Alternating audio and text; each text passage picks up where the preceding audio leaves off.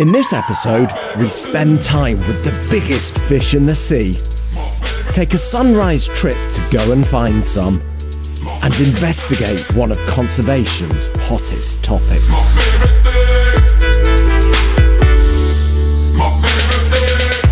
My name is Bertie, and this is Indonesia from below.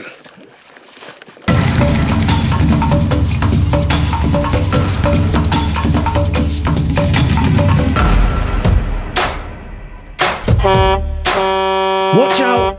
Coming through!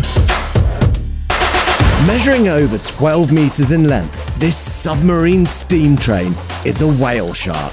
Despite being the biggest fish in the sea, these mega-mouthed mammoths are actually gentle giants. Unless you're a piece of plankton, that is, to whom they're mass-murdering monsters. To sufficiently sustain their super size, whale sharks must filter feed for up to 8 hours every day. Apparently, being this big is a full-time job.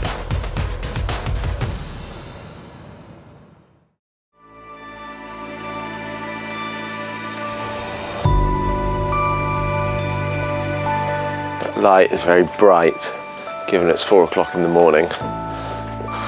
Normally nothing would get me up at this time, apart from maybe bacon and eggs. Bacon and eggs normally gets me up at this time. But the main thing is that we are off out on the hunt today for the biggest shark in the ocean. So I don't mind being up at 4 o'clock in the morning.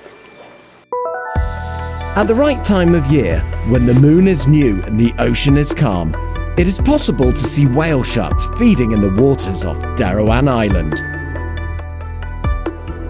The sharks are attracted to floating fishing platforms known as baguns, scooping up tiny baitfish that escape from the hanging nets.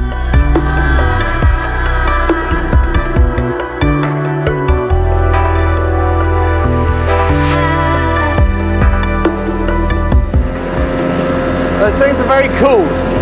I've seen a lot of different fishing techniques all over the world, but that's the first time I've ever seen a portable fishing platform. To encourage them to stay put so that the tourists can swim with them, the fishermen have started to hand feed the whale sharks. With a number of similar operations worldwide receiving negative press, I wonder how Derawan will compare. Now coming up to 6 AM, we've been out on the water for a couple of hours. We managed to locate 2 fishing platforms, no whale sharks just yet. And I'm desperately hoping that we're going to find one because we've come quite a long way. But more to the point, I really want to see some whale sharks.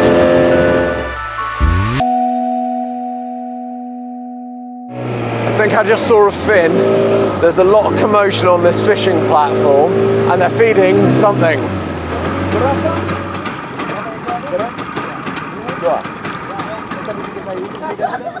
We've just been told that there's 3 of them and they look pretty big as well from what I can tell from here. There's another one. There's just mouths just keep appearing from under the boat. This is amazing.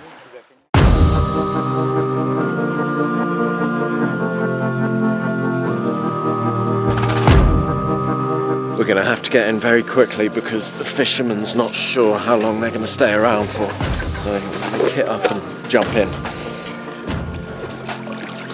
Remoras! There's so many remoras underneath them. I need my camera. I need my camera now.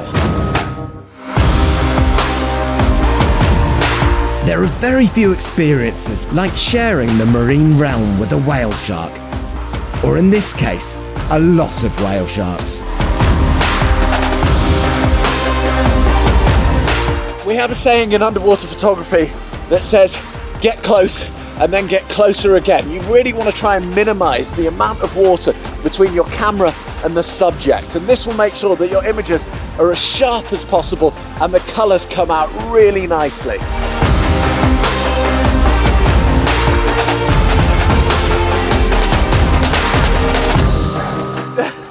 It's just, honestly, this is one of the greatest experiences. I'm not exaggerating when I say the greatest experiences of my life. I've been wanting to see whale sharks up close like this for so long now, and I've just had fleeting glances And now to see them here feeding happily away, not bothered at all by my presence. The fishermen are happy, the whale sharks are happy, and I am definitely happy. Now where are they?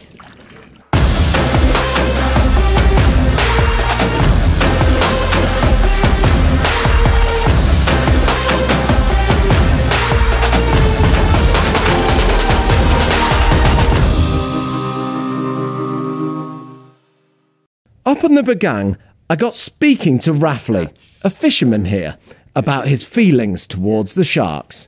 So Rafli, is this just a normal day for you? Do you often see whale sharks? Biasanya juga sering, biasa seminggu 2 kali. Are they not annoying? Do they not eat all the fish? Why don't you just try and get rid of them?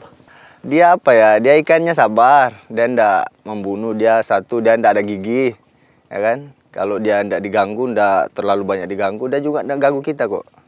Biarkan aja dia senang kayak gitu aja.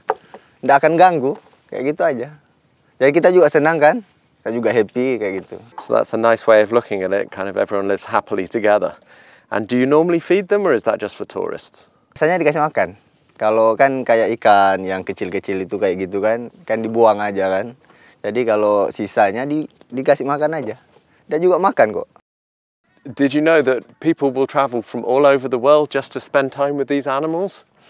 Taunya kita kan kalau lagi telepon dari Derawan, taunya kita kan orang luar. Kalau dari Jakarta, Jawa, Inggris kebanyakan ya.